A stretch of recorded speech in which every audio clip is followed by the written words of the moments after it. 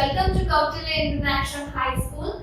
This video session is for 7th standard and it is a science subject. So we'll study chapter first, and the name of our chapter is Nutrition in Plants. Now every living organism needs nutrition to live life healthy, for growth and for repairment. So nutrients play major role.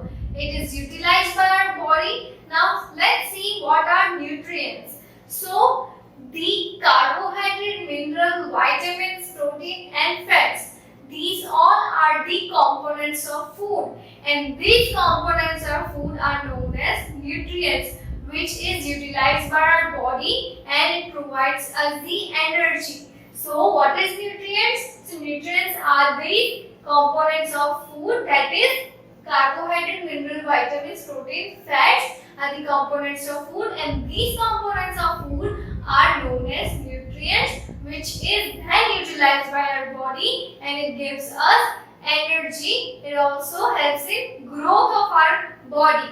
So these all things are nutrients. Now there are several modes of nutrition. Let's see which two types of nutrition in plant. So we can say that mode of nutrition in plants. This is your second topic after the definition of nutrients. So mode of nutrition, it means that what are the ways of nutrition. So there are two types, that is autotrophs and heterotrophs. The word auto means self, automatically. So autotroph means a plant which makes their own food, which prepare their own food. These are known as autotrophic. They are doing by self, right? So these are known as autotrophic. So it includes all the green plants, right? Next is heterotroph. It is dependent on other. We can conclude that animals and humans comes in this category. Why? Because we are dependent on plants. Whereas what plant does? Plant make their own food. Plants are in the autotrophs. So heterotroph means which are dependent on the other animal. Till now it is clear. We will see that if a plant undergoes self process, if plant undergo autotrophic processes, then how it makes the food? Let's discuss the process named as photosynthesis.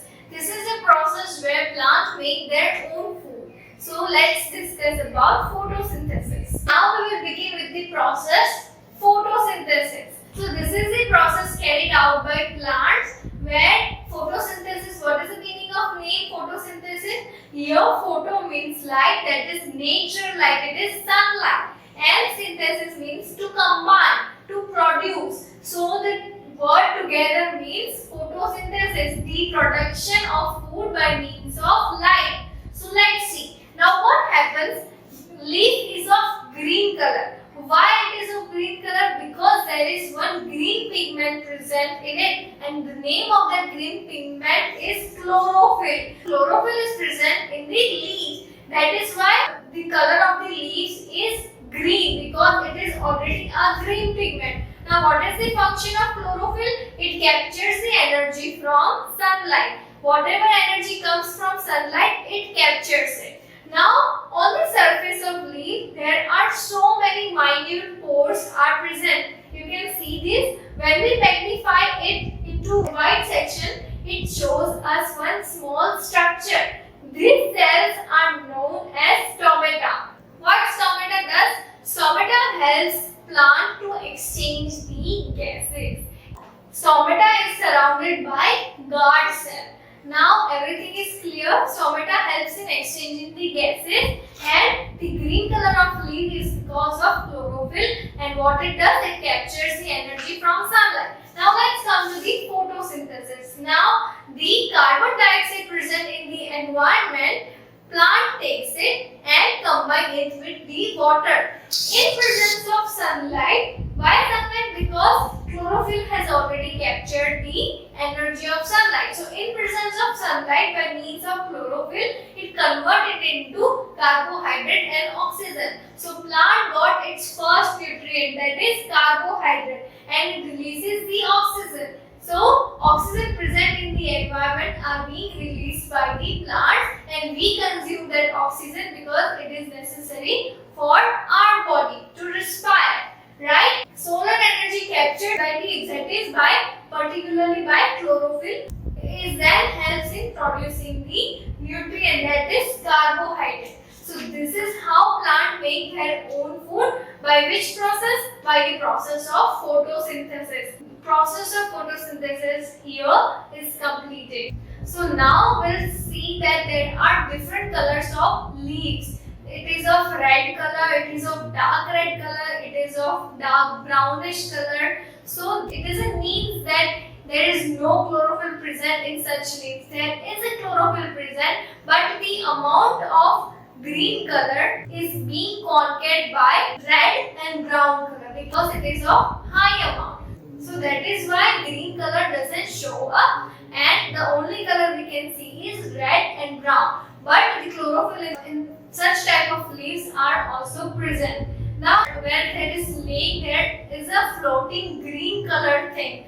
What is this? It is a algae. So algae is of green color, and it means that it consists of chlorophyll because it has the green pigment, and that is why algae is of green color. And algae is a autotrophic. It makes their own food by process of photosynthesis.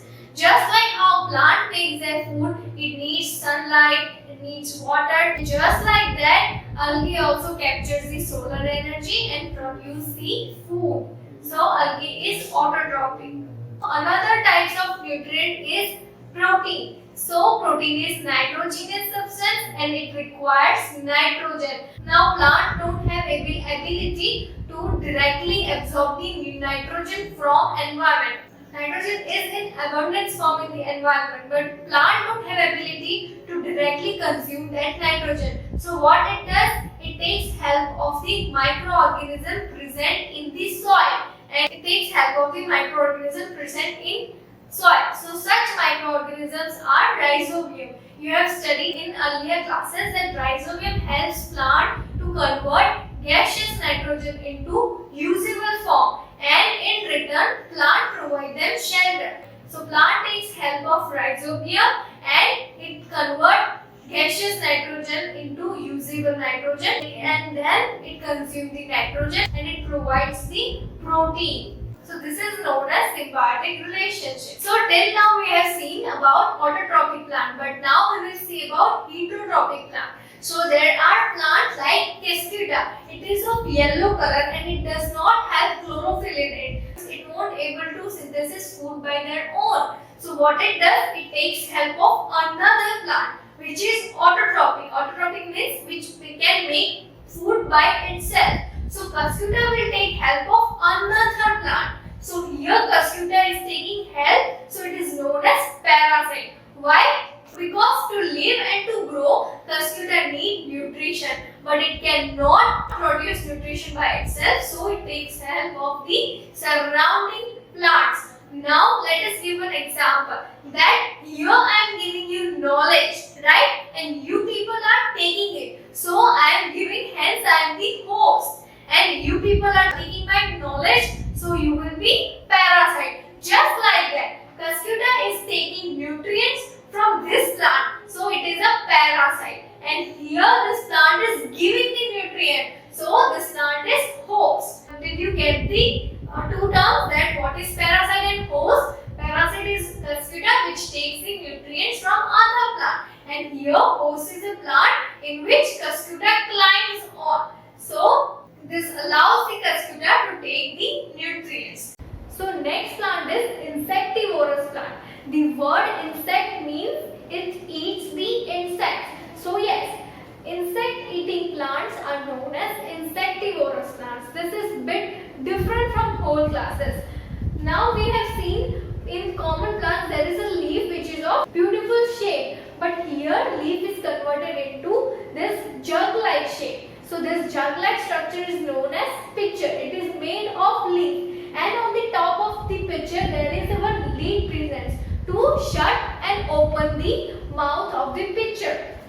Now the ending of the pitcher is connected to the stem, It is connected to the whole plant. So inside the peripheral region of picture there are so many hairs present which helps to entangle the insect so that it cannot move outside. So once insect has entered into the picture, this leaves shuts down and there secretes the digestive juices which then helps in giving the plant the nutrition. So we have seen that these plants are heterotropic which are dependent on other insects. Now we will see third category of mode of nutrition, that is seprotropic nutrition.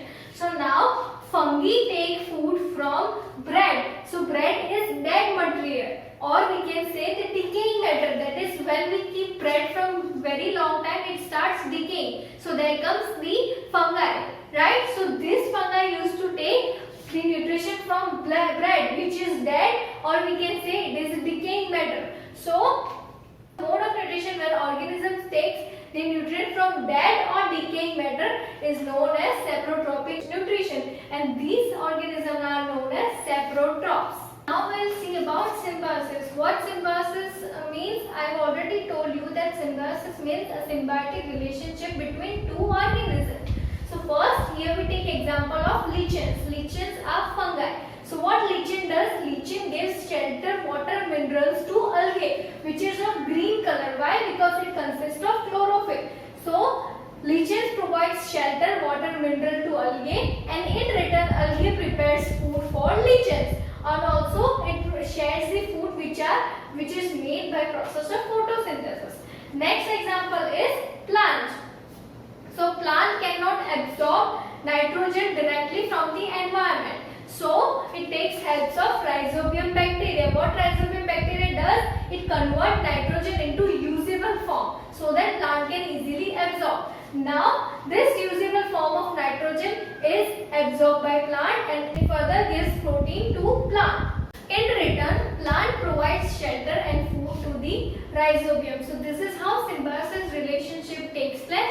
So here our nutrition in plants chapter gets over, and we have seen so many modes of nutrition. So now you have to try the exercise given in your textbook. Next time we'll study next chapter. Till then, goodbye and take care.